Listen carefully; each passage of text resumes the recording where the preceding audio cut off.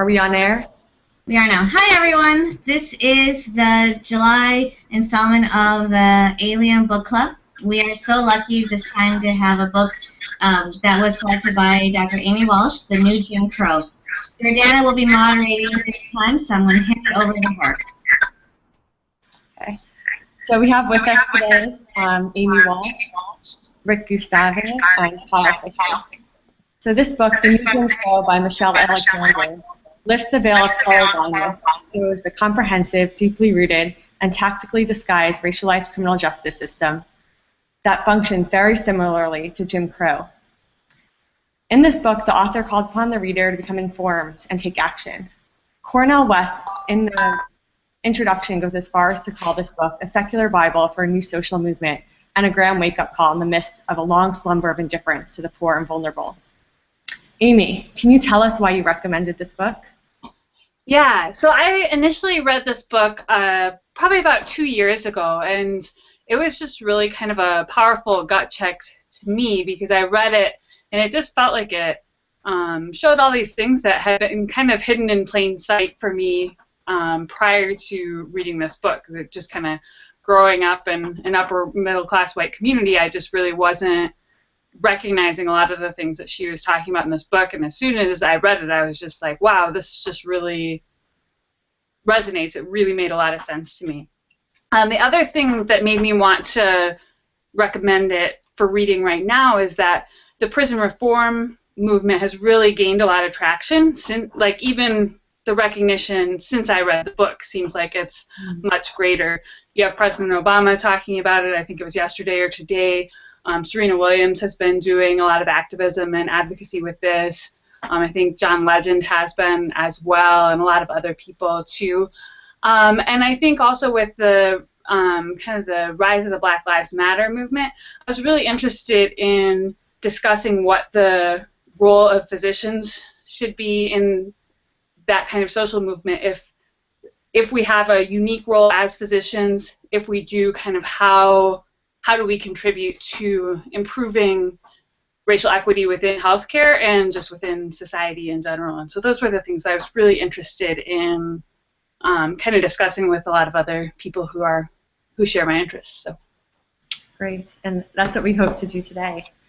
So Alexander describes the mass incarceration of predominantly the Black community and the culture that has made it possible for such an injustice to take place in our country. So opening to the rest of the group, what was your reaction to the information presented in the book? Was there an area that was most shocking to you? And why do you think it's important for physicians to be aware of this injustice? I think that for me, what was most shocking was, I think it was one of the chapters, The Cruel Hand, that really, she just step by step by step outlined. You're a young mother, you're living in this apartment building, your neighbor is doing marijuana, you get arrested, you get hit with a bunch of fines, you can't pay the fines, you have to stay in jail, your children get taken away, and you have lawyer fees that add up. You know, then your lawyer advises you, just take the plea deal, I know you didn't do it, but just say you did, you'll get out faster, get back to your children. The young woman says yes. Next thing you know, she's kicked out of public housing, not eligible for food stamps, and then her children do get taken away from her, and it's this awful spiral that you're reading this, and it's so unfair. And I think for those who may criticize this book is not about those who are actually committing violent crimes or those who are repeat offenders. This book is about the everyday Americans that are just simply trying to make it, who are in really bad situations for many reasons, but they get caught in this spiral and essentially get taken out of society, labeled with this second, this status of being a felon, which they even went so far as to say felon is the new N-word, which the way she describes it really does resonate. And that's what really struck me the most. You get stuck in the spiral and then you're done. Kyle? So I agree largely with what you said, and actually for me the most shocking part was how she expanded on how really just getting the label as the felon is really the more damaging thing than um, this, and it's just the start of difficulty. Um, you know, because of my my work in the violence arena, I have to take a little bit of objection with repeat violent offenders. So part of what I do is I volunteer my time at the group called the National Network for Hospital-Based Violence Intervention Programs. And reading the book really tied together a lot of the things that know through the violence world that that she touched on. So, recurrent violence isn't all about bad people, or just like how in the book she talks about how people that use marijuana aren't bad people, or recurrent drug offenders aren't bad people. It's usually people that kind of get swept up in the system, and maybe they started out and they got a drug offense, they started dealing drugs, and then perhaps they got attacked by someone else, so they started carrying a gun to feel safe, and then it continues to spiral. So I think violence is one part of the spectrum of it, but I would be cautious in kind of setting them apart as a different group of people that, from the same group of people that is, the new Jim Crow, as she calls it. Right.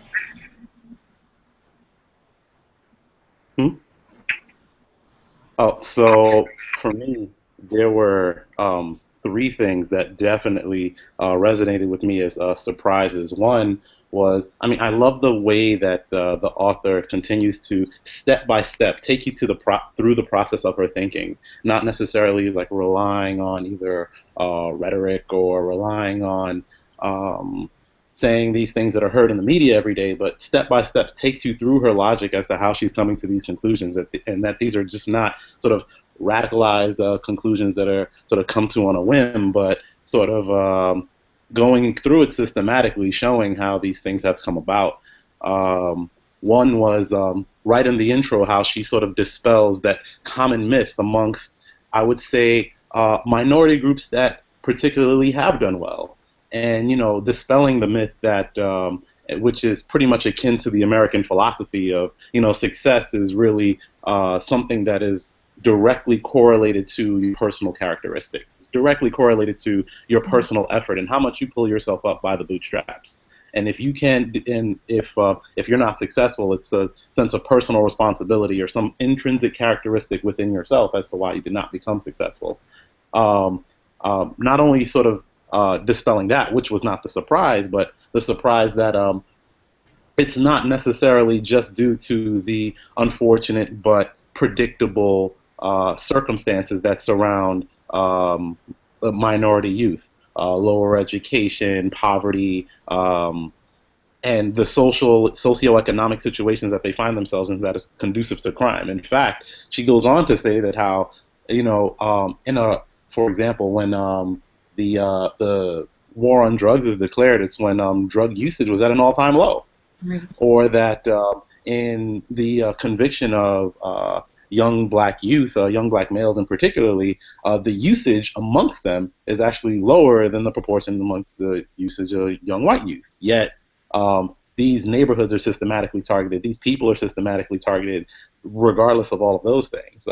Those things with that statistical backing and that just step-by-step logic, definitely a surprise. And the other thing that actually really, really stood out was all of the Supreme Court cases that then systematically go towards sort of eliminating what seems to be the only check and balance on the unlawful searches and seizures, and how that it just progressively now just becomes known that unless there's grossly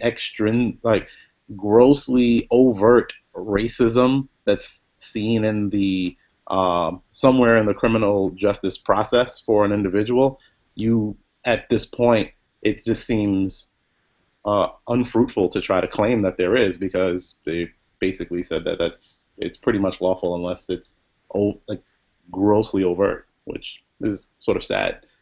That one branch of government that we have that actually is supposed to be unbiased and protect those who were particularly disenfranchised doesn't help to do so in this case, which again, shocker.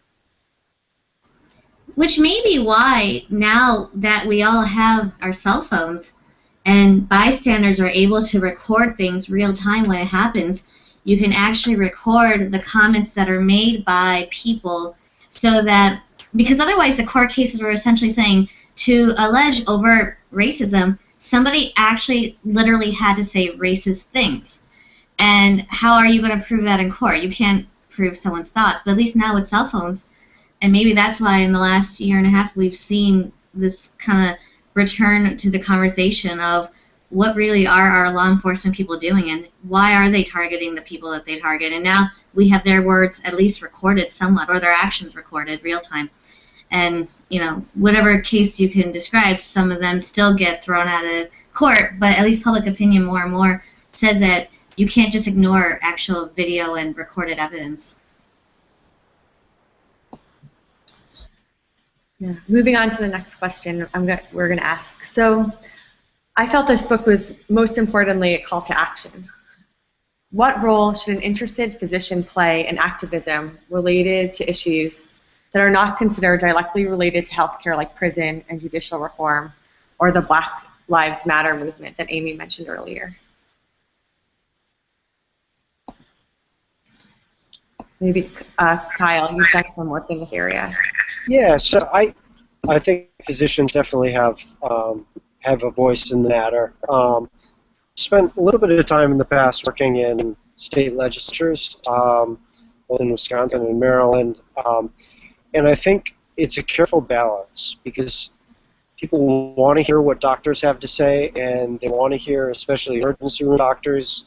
We see what happens at the ground level at people's worst times in their lives.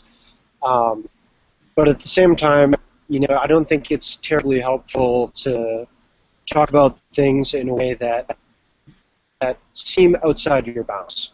So people, I think legislators are particularly not interested in hearing about doctors hear about foreign policy or something like that. But for something like this, we can directly tie it back to health and add a different story that no one else is telling. And I think that's really the key for how doctors can really make a good message. And we can say we know from public health that all of our studies show that people are healthiest when they get a high school or college education and when they have jobs. And we know that our current laws and prison system, especially around drug war, is making sure that people don't go to prison, don't go to college, don't get an education, and can't get jobs afterwards. So we know that current laws are making our people less healthy. And I think when you tie it right back to what your expertise is, it's a different story that's much more effective. And I think people are willing to listen in a different way than they could before. Never. All right. Totally agree with what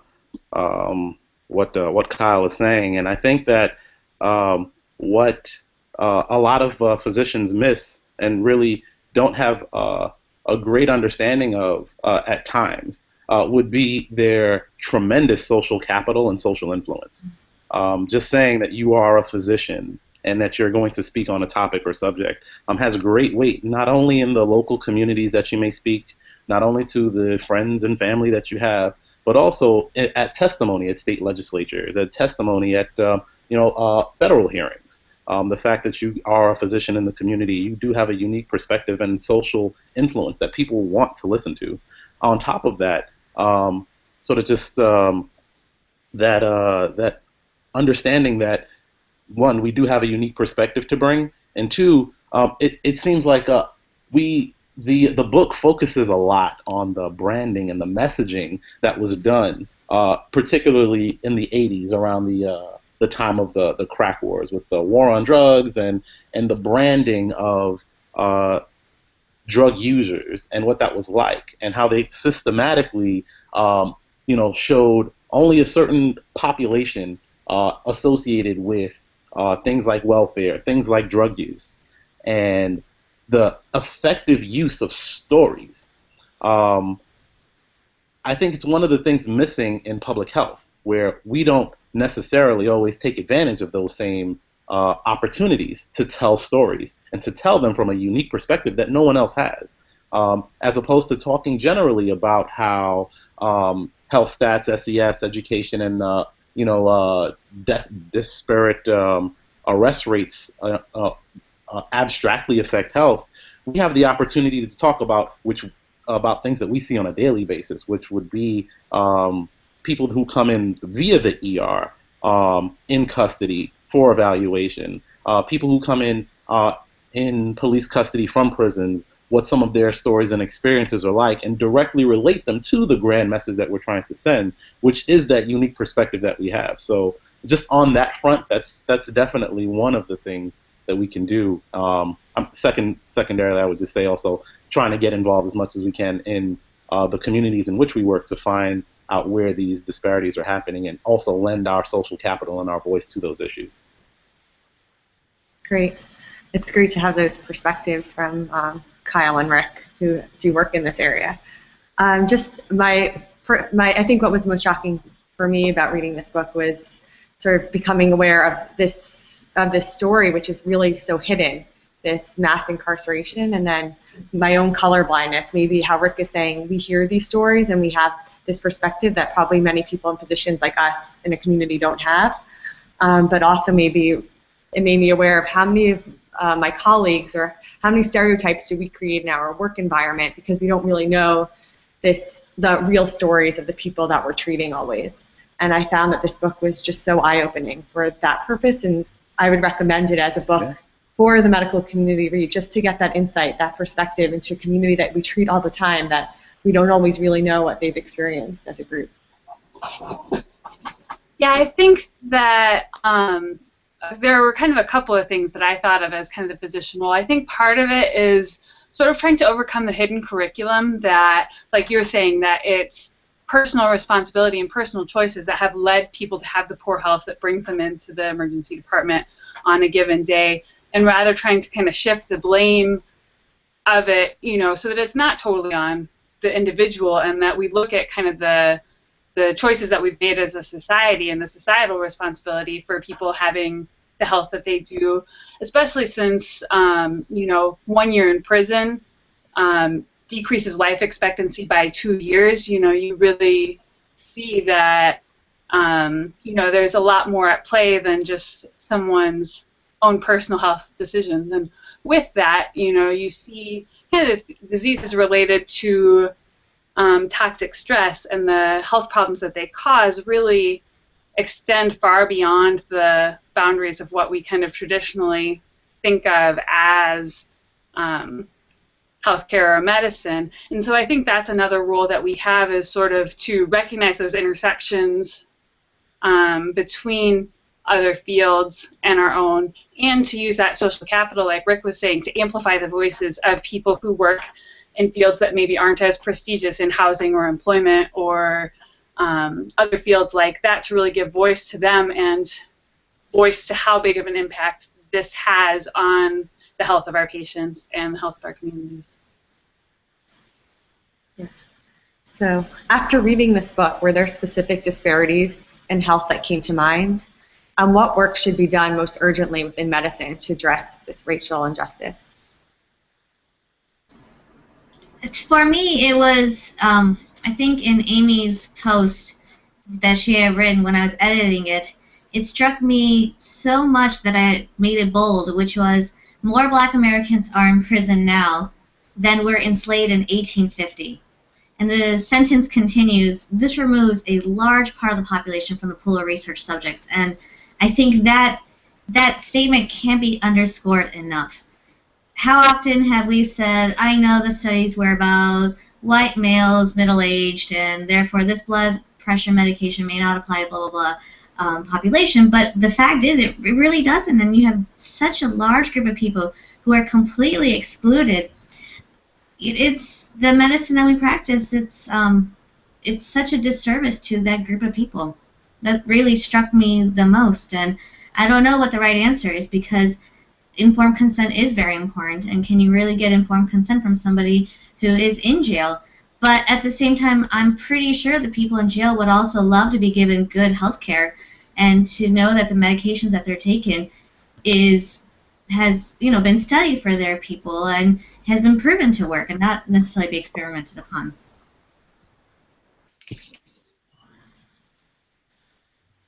Rick, do you want to add?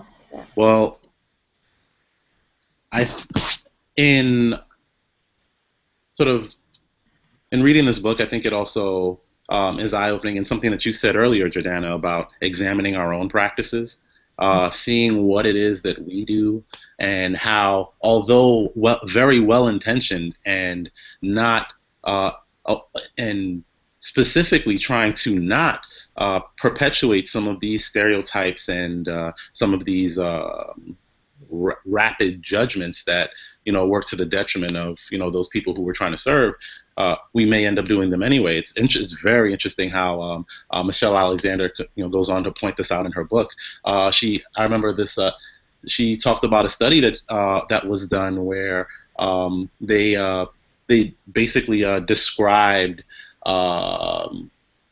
or they reviewed sort of footage of news videos where they would describe sort of this horrific thing done in the media, or this horrific crime that had taken place, and they had not shown a picture of the assailant, but a lot of the people just assumed that the person was of color and that the person had a certain sort of physical characteristic. She went on to talk also about how people just had these rapid judgments of pictures that would pop up, and so whether or not you would defend yourself or not against this person, and most likely as being armed, and they would do that, and this worked across racial lines.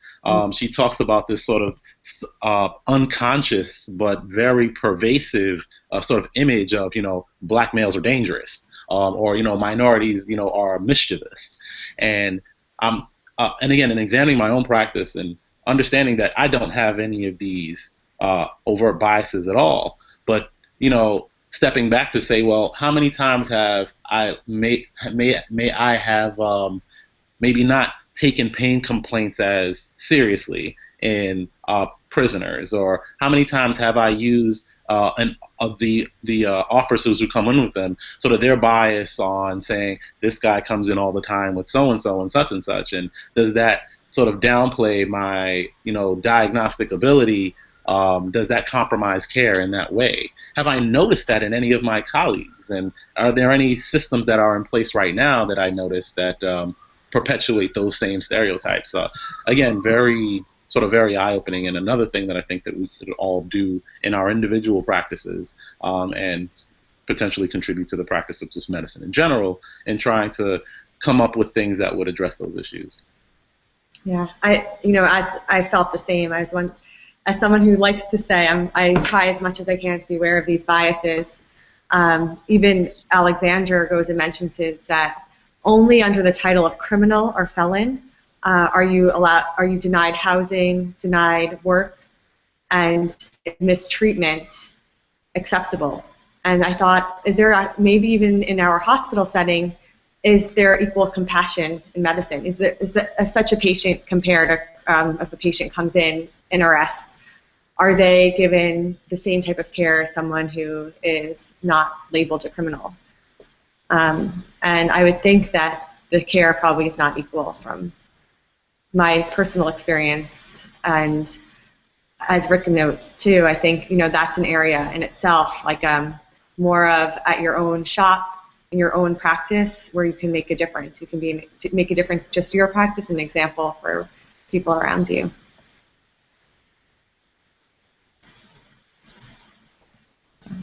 Yeah, I think similarly, it definitely is something that takes a lot of practice, but I think that's definitely a major role for us, is to kind of be a voice of education to our peers and our students as well.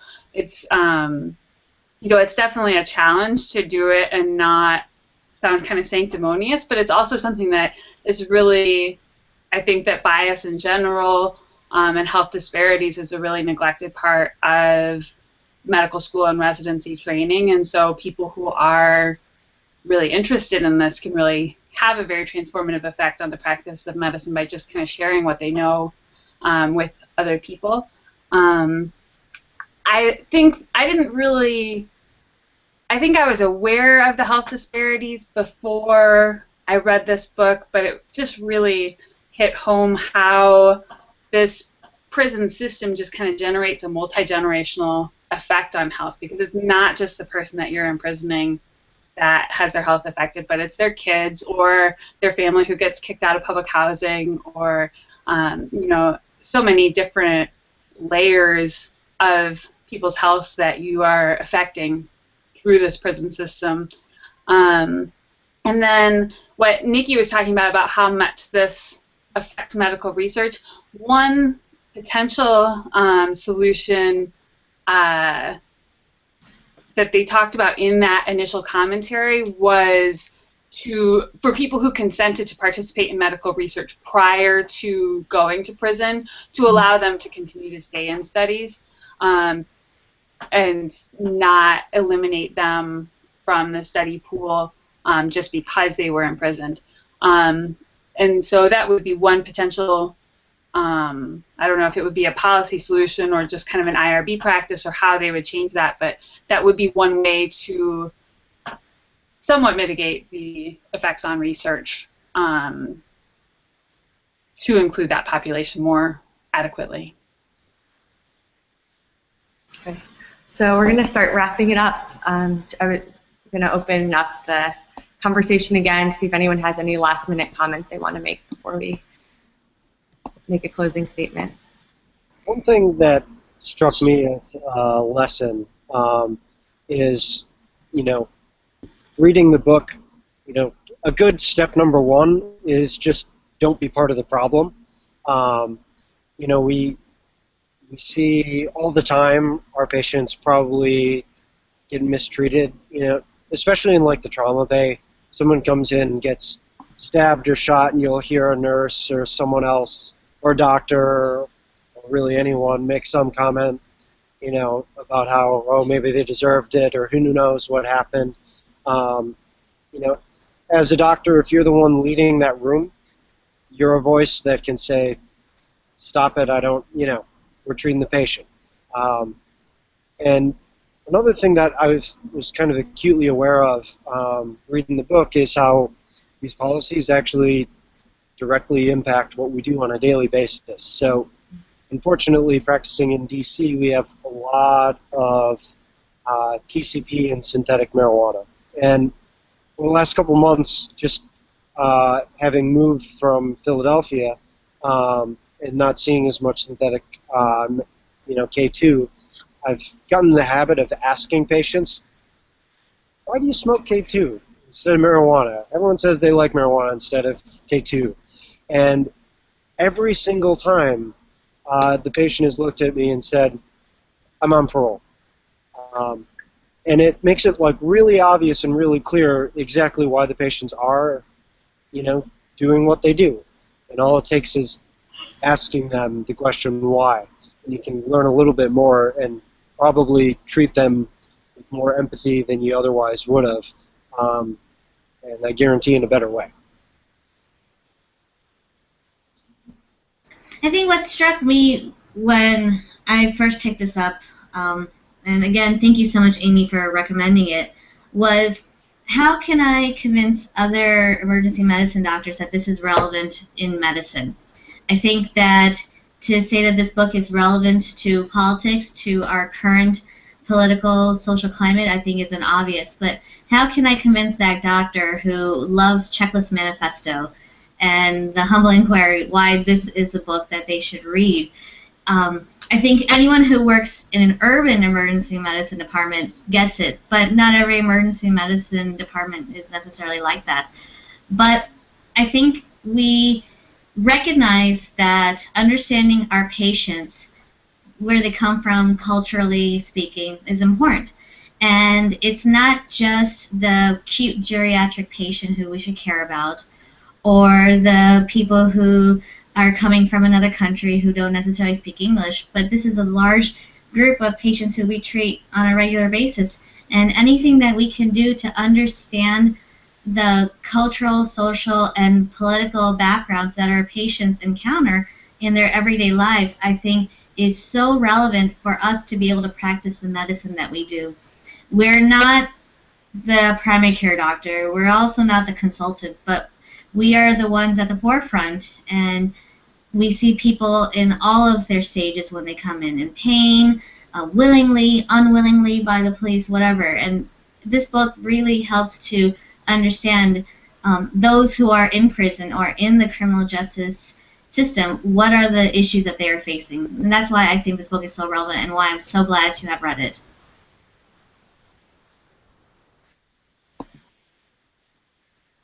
Rick, you have to take off the mute.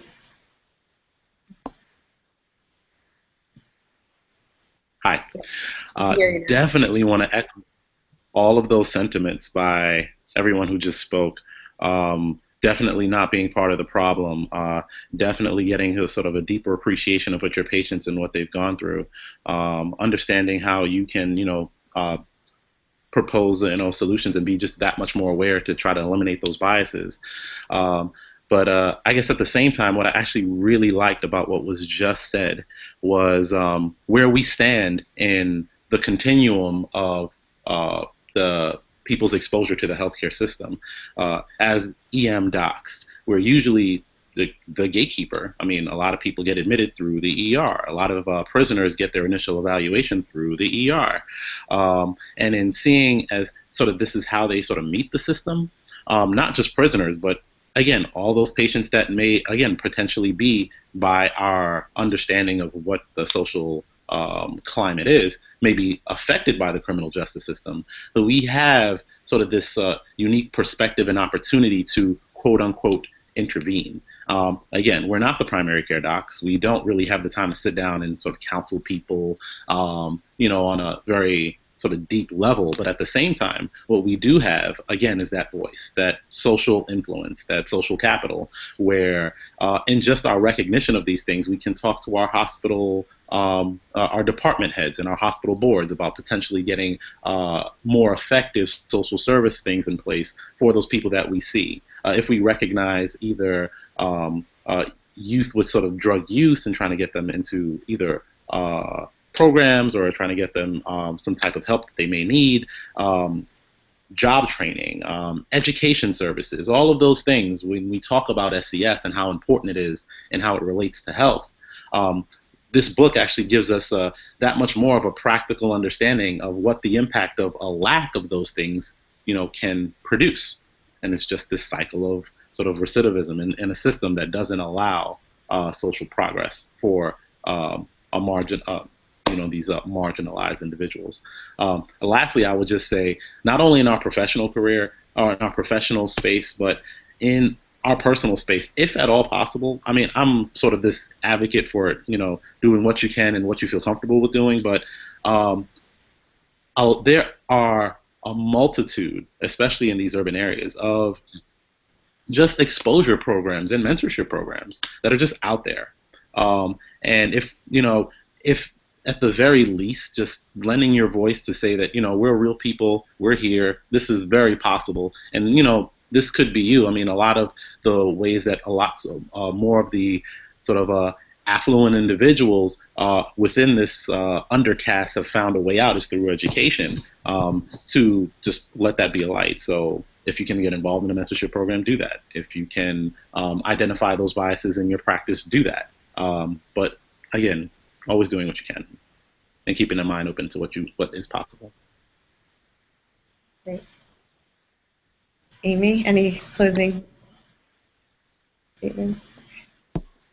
I don't know that I have too much to add to what everyone's already said. I think that all of that is really important. I think one thing, kind of like Nikki was saying, that's kind of another really interesting discussion to continue or to just think about is just, if someone reads this and feels like it's like very political or they're just not swayed by her arguments, just kind of I don't know, how you respond to people who have those different political views than you do, or how you kind of come to shared ground to still be able to take action to make sure that these patients are getting the best health care possible. It's a little bit, I don't know that it's directly related to the book, but I think that it's kind of an important discussion, because I think sometimes when we have discussions like this, it's really easy to get into a bubble of people who share our viewpoint on it, and you kind of get into an echo chamber. And so I think it'd be, it's always good to kind of be thinking about sort of how to persuade other people to really take action on this cause. Yeah, very good point to think of. So we'll close up now. I just want to thank everyone for joining the discussion today, and for those who are following us. I had a picture of the book. Okay, so it's The New Jim Crow. Thank you, Amy, for suggesting the book. A book post written by Amy is up on the blog, and we'll connect this discussion to that too. And there's further questions on the blog, which we would love to continue the conversation through comments on the blog or Twitter, and you can just label the number of the question you're responding to and write a response. It's definitely a conversation that needs to be continued. So thanks, everyone.